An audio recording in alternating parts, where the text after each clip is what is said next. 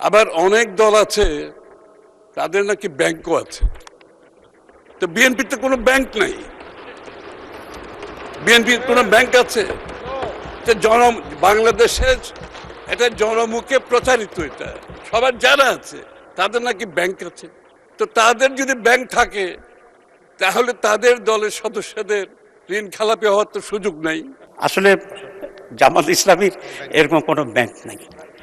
এক, দুই, ইসলামী ব্যাংক জামাতের আজকে আমরা যারা এমপি আছি এর ভিতরে কেউ জামাত ইসলামী ব্যাংকের কোনো ডিরেক্টর নাই। যেই দলের ব্যাংক আছে তারা তো তাদের পছন্দের ব্যাংকের চেয়ারম্যান বানিয়েছেন, তাদের পছন্দের ম্যানেজিং ডাইরেক্টর বানিয়েছেন, তাদের পছন্দের লোক নিয়োগ করেছেন, আবার তাদের অপছন্দের লোককে চাকরিচ্যুত করেছেন। এই কাজটি তো মাননীয় স্পিকার বিএনপি করতে পারবে না, সেই সুযোগও বিএনপির নাই। আমাদের মাননীয় অর্থমন্ত্রী বলছেন যে কোনো দলের ব্যাংকও আছে। আসলে জামাত ইসলামীর এরকম কোনো ব্যাংক নাই। এক, দুই, ইসলামী ব্যাংক জামাতের আজকে আমরা যারা এমপি আছি এর ভিতরে কেউ জামাত ইসলামী ব্যাংকের কোনো ডিরেক্টর নাই। তিন, ইসলামী ব্যাংকের আমাদের যারা এখানে আছে তাদের কোনো ঋণ অ্যাডজাস্টমেন্টও করে কন্ডিডেট হয় নাই, এবং এখানে আমরা সেরকম ঋণ শিডিউল আমরা করি। সেগুলো এসব তথ্যগুলো আমার মনে হয় মাননীয় অর্থমন্ত্রী একজন অত্যন্ত বিজ্ঞ সম্মানীয় মানুষ, উনি হয়তো শুনে বলেছেন। আমি আশা করব উনি যদি অর্থমন্ত্রী উনি এখন রেকর্ডটা নিয়ে আগামী সংসদে যদি বলেন তাহলে আমি খুশি হব।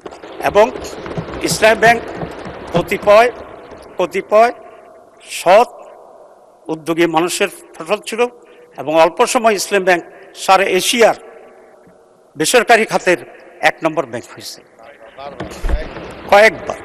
সুতরাং কোনো ভালো মানুষেরা যদি কোনো ব্যাংক তৈরি করে সারা আমাদের অর্থনীতিতে একটা ফ্লো দিতে পারেন, লাভবান করতে পারেন। এবং ইসলামী ব্যাংকের সফলতাটা এমন পর্যায়ে ছিল যেগুলা সুদী ব্যাংক এখনও আছে। অধিকাংশ ব্যাংকে একটা বক্স ইসলামী ব্যাংকিং সিস্টেমের কাউন্টার তৈরি করেছে। So that is the history of success. এতে আমাদের কোনো আপত্তি না যদি আপনি এটা বলেন যে ইসলামী ব্যাংকের পরিচালনার ক্ষেত্রে আমাদের ভূমিকা আছে, এটা আমরা করতে পারি, কারণ it gives a very positive result in banking sector.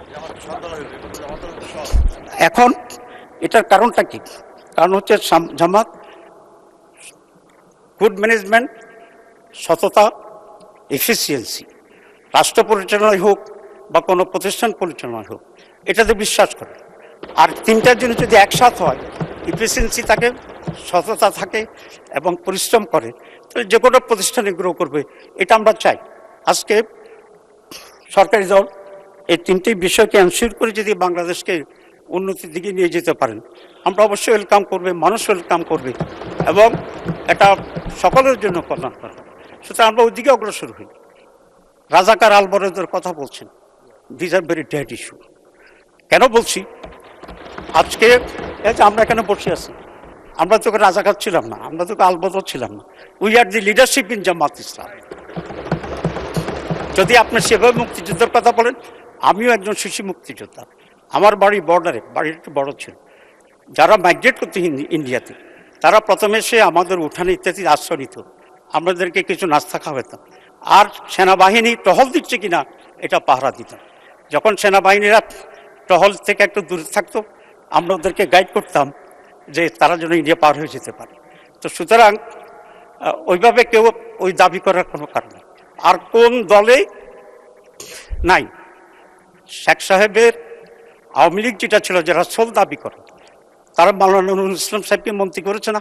তো মাওলানা নুরুল ইসলামের জীবনীতে আমরা জানি শেখ সাহেবেই এটাকে রিকনসাইল করে দিয়েছিলেন, যাদের শাস্তি দেওয়ার দিয়েছিলেন, যাদেরকে মুক্ত করার করে দিয়েছিলেন।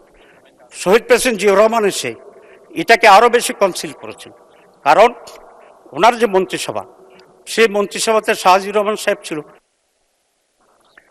মাননীয় বিরোধী দলীয় উপনেতা, আপনার সময় শেষ, আপনি 2 মিনিটে কনক্লুড করে দেন, কারণ আজকে সিনিয়র নেতারা বক্তব্য রাখবেন, আজান আছে।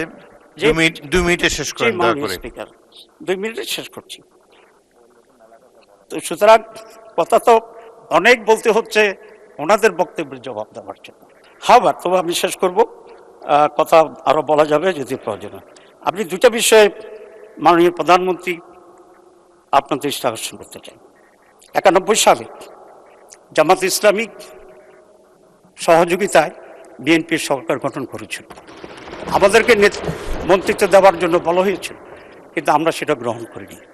অধ্যাপক গোলাম আজম সাহেব, ম্যাডাম, দুইজনের সাথে প্রফেসর গাউসের বাসভবনে মিটিংয়ে সেদিন করছিলাম, এবং সেখান থেকেই লিখিতভাবে বঙ্গভবনে গিয়ে আমাদের নেতৃবৃন্দ বিএনপিকে সমর্থন দেওয়ার কথা ছিল। কিছুদিনের ভিতরেই সমস্যা দেখা গেল ছাত্রদল এবং ছাত্র শিবিরের মাঝে। বিএল কলেজে আমাদের দুইজন ছেলেকে হত্যা করা হলো এবং উত্তেজনা তৈরি হলো। আমি মোশাররফ ভাইয়ের বাসায় গিয়েছিলাম, ওনার মনে নাও থাকতে পারে। ওনাকে আমি বলেছি, স্যার সারা বাংলাদেশ তো আপনাদের দখলে, আপনারা ক্ষমতা, দুই একটা ক্যাম্পাস যদি বৈধভাবে অন্যরা থাকে সেখানে জোর করে পিটাপিটি করে ওটাকে দখল করার কি এতই জরুরি আপনাদের জন্য? কিন্তু দেখা গেল যে সেটা অ্যাড্রেস করা হয় নাই। এ করতে করতে পরে দুই দলের ভিতরেই সম্পর্কের হানি ঘটল। 96 আমরা আলাদা ইলেকশন করলাম এবং পরিণতি আমরা সকলে জানি। এবার কিছুটা লক্ষণ দেখা যাচ্ছে, এবং এইরকম ঘটনা যদি ঘটতে থাকে তাহলে এটা কোন দিকে পরিণতি নিয়ে যাবে সেটা আমরা আশঙ্কা করি।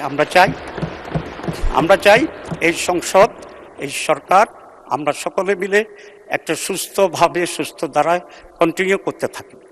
যে একটা ইউনিভার্সিটিতে যে গণ্ডগোল হচ্ছে সে ব্যাপারে আমরা অ্যাটেনশন দেব, আপনারাও মেহরবানি করে অ্যাটেনশন দেন। সাধারণ একাডেমিক এনভায়রনমেন্ট থাকা উচিত, এবং যারাই ডিস্টার্ব করবে। ধন্যবাদ মাননীয় উপনেতা, ধন্যবাদ, অনেক ধন্যবাদ।